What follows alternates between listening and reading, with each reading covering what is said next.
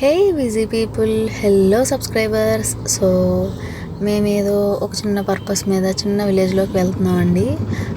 ఇక్కడ అసలు ఏమీ లైటింగ్ లేదు. నాకేదో కీకారణ్యం అంటారు కదా, సో అలా ఉన్నట్టుంది. కానీ విలేజ్ అయితే చాలా బాగుంది. సో మేము వెళ్ళిన పని అయిపోయి తిరిగి అన్నీ ముగించుకుని వచ్చేసరికి మాకు ఈ టైం పట్టిందనమాట. చాలా చీకటిగా ఉంది. సో ఆ వెళ్ళే దారిలోనే చూసామన్నమాట మేము.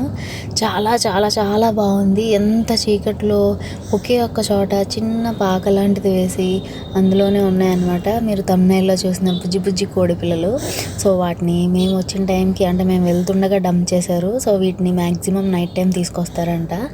అవి ఏంటి అసలు ఎలా ఉన్నాయి, మళ్ళీ మేము తిరిగి వచ్చే టైంలో ఈ వీడియో రికార్డ్ చేసాం అనమాట. సో అటు నుంచి వస్తూ చూసేసరికి అన్నీ సెటరేట్ అయిపోయి ఉన్నాయి. అప్పుడే జస్ట్ తీసుకొచ్చి డంప్ చేశారు.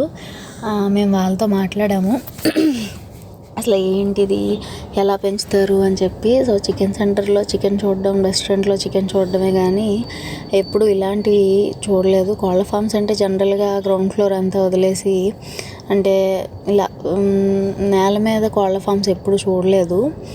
కోర్స్ విలేజ్లో ఉండేవాళ్ళు, విలేజ్లో పెరిగిన వాళ్ళు మేబీ చూసుంటారు. సో నేనైతే ఇప్పటివరకు ఎప్పుడు ఇలాగా నేల మీద డైరెక్ట్గా చిన్న చిన్న పాకల్లో ఉన్న చిక్స్ని నేను ఎప్పుడు చూడలేదన్నమాట. సో ఇదే ఫస్ట్ టైం చూడడం. ఇంతకీ వాళ్ళతో మాట్లాడాము మేము. వాళ్ళని కూడా వీడియోలో చెప్పమన్నాము, బట్ వాళ్ళు ఏంటో షై ఫీల్ అయ్యారు. సో మాకు చెప్పారు ఆ ఇన్ఫర్మేషన్ అంతా. వీళ్ళు 3 years నుంచి ఈ కోళ్ళ ఫామ్ రన్ చేస్తున్నారంట.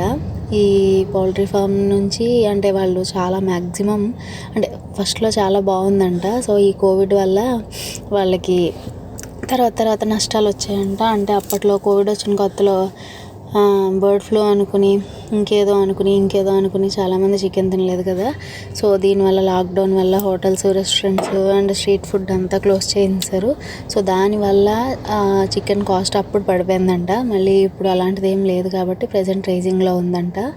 ఇంకా ఈ చిన్న చిన్న చిక్స్ ఉన్నాయి చూసారా, వీటిని 20 rupees కొంటారంటండి. మ్యాక్సిమం విజయవాడ నుంచి తెప్పిస్తారంట ఇవన్నీ. సో ఈ 20 రూపాయలు ఉన్నాయి ఈ చిక్స్. ఎన్ని కావాలంటే అన్ని తెచ్చుకొని కొనుక్కొని, అంటే తక్కువ ఒక 10, 20 కొనుక్కుంటే వాళ్ళకి ఏం లాభం రాదంట. 100, 1000 కొనుక్కుంటేనే లాభం వస్తుందంట. సో మ్యాక్సిమం ఈ షెడ్లో 7,000 చిక్స్ వరకు పడతాయంట. ఇంకా చాలా విషయాలు చెప్పారు. అవి ఏంటంటే ఇలా 20 రూపాయలు, 30 రూపాయలకి, అంటే డిమాండ్ని బట్టి. రంజాన్ టైంలో అయితే ఒక చిక్కు, అంటే రంజాన్కి ముందు కొన్ని నెలల ముందు, ఒక 2 months 3 months ముందు అయితే ఒక చిక్కు 50 రూపీస్ పెట్టి కొనాల్సిన పరిస్థితి వస్తుందంట. సో ఇది జస్ట్ ఓన్లీ 40 daysలో ఒక 2.5 kg 3 kg వరకు పెరుగుతుందంట. మ్యాక్సిమం ఇది ఫీడ్ 4 kgs వరకు ఫీడ్ తింటుందంట. దాని అంటే ఇక్కడ నుంచి చికెన్ సెంటర్కి వెళ్ళే లోపు అనమాట, అంటే చచ్చిపోయే లోపు. తర్వాత ఇంకా ఏవో చెప్పారండి, 2 రకాల వ్యాక్సిన్స్ వీటికి కళ్ళల్లో వేస్తారంట. వీటిని తేగానే 30 to 35 degrees టెంపరేచర్ దగ్గర మాత్రమే ఉంచాలంట వీటిని.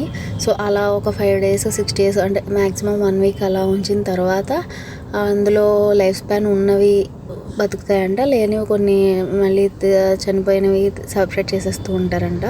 సో అలా చాలా జాగ్రత్తగా ఉంచుకుంటూ ఉండాలి. వీటిని గాలిలోనే ఉంచాలంటే మ్యాక్సిమం గాలి ఎంతవరకు తగిలితే సో అంత బాగుంటుందంట ఈ చిక్కు.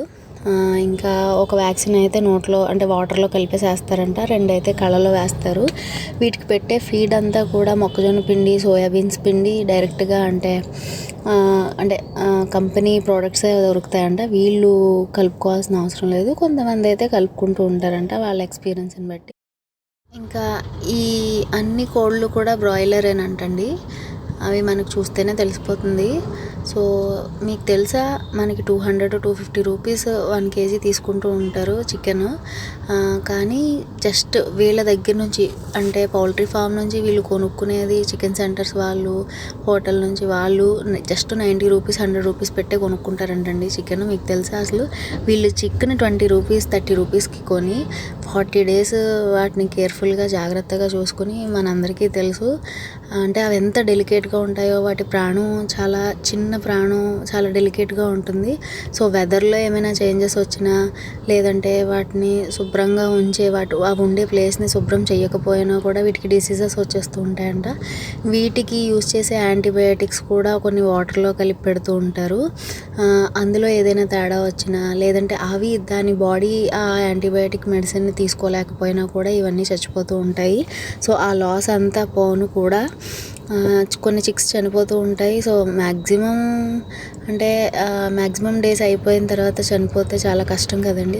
సో అలా చనిపోయినవి ఉన్నాయంట. సో అవన్నీ తీసేసినా కూడా జస్ట్ కేజీ 90 రూపీస్, 100 రూపీస్ వరకు మాత్రమే కొనుక్కుంటారంట ఈ చికెన్ సెంటర్స్ వాళ్ళు, పెద్ద పెద్ద రెస్టారెంట్స్లో కూడా. సో మనకి మాత్రం బయట 200-250 రూపీస్ వరకు తీసుకుంటారు. ఇంకా చికెన్ని పకోడీ చేసి పెట్టాలి అంటే 500 తీసుకుంటాడేమో కేజీ. సో అదండి, మేము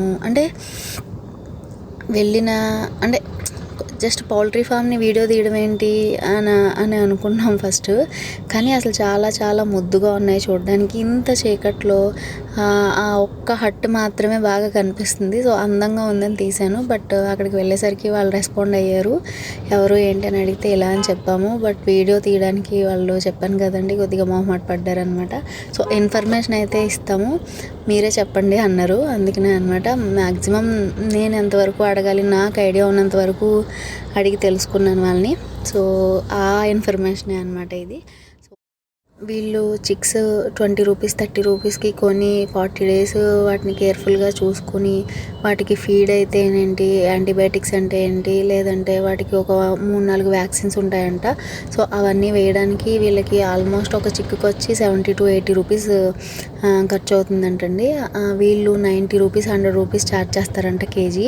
సో అలా అమ్మితేనే వాళ్ళకి లాభం వస్తుందంట. కొన్ని చిక్స్ చనిపోయినా లేదా ఏదైనా ప్రాబ్లం అయినా కూడా ఒక బ్యాచ్కి వచ్చి ఒక 1000, 1500, 2000 అలా బ్యాచెస్గా తెచ్చుకుంటూ ఉంటారంట.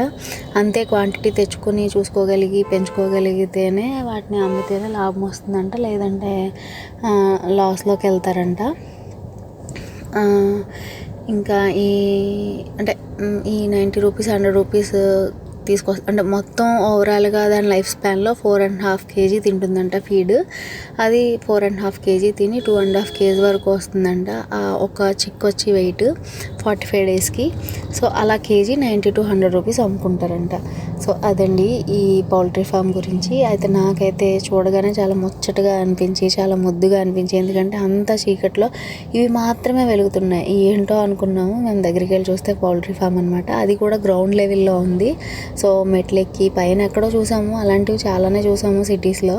కానీ ఇలా పల్లెటూరులో పౌల్ట్రీ ఫామ్ చూడటం నేను ఇదే ఫస్ట్ టైం అనమాట. సో దీని స్టోరీ అయితే ఇది.